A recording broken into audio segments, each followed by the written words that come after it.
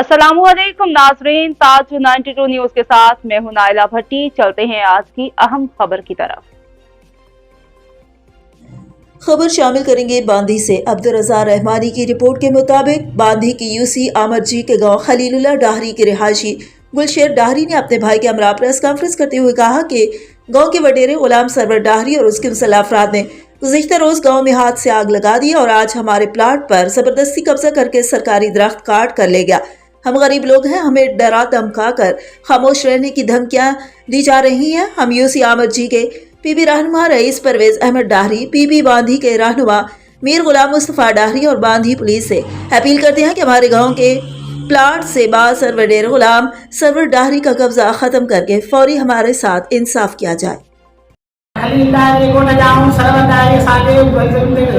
plot के कब्जो कर रहे आए हथ सा बाहर दे रहे हो असा बेटा सरवर दार की तरफ के तो उठने की कोशिश करे असा भाई बाहर पानी में मुंह जो नालो गुलशेर आए ताइस चंगा जो फैसलो थलाए वडन का वटी बाबो सा मारू मरियो आए उन का को सा घर जे मथा कब्जो करे बैठो आए असा जी अपील आए कि वडन का वटी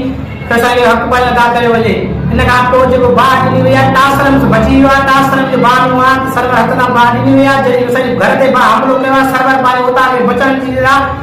छोकरा घुरायो उनके को उता के बचाए रहो आहे इने करे सा अपील आए कि वडे का वटी फैसलो अदा करे वजे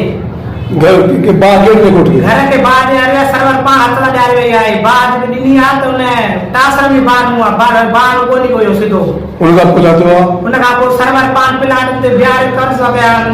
पहला वन वडा सरकारी वन के वडा सरवर दाई पान बी वन वडा सोडे दाई बा हुसैन दाई जे पीर बख्श दाई आइन जा कई मानू जन गुलाम भी दाई सरवर खुद पान बैठो हुए अच्छा उदन सा करी या उजे शामिल आए लक्ष्य बड़ी बीटा जना सा बिन अपील न पी सके आई कोर्ट ते तो सामता अपील कर सको पुलिस वडेरा जी आए पर जो फैसलो खुद चलाए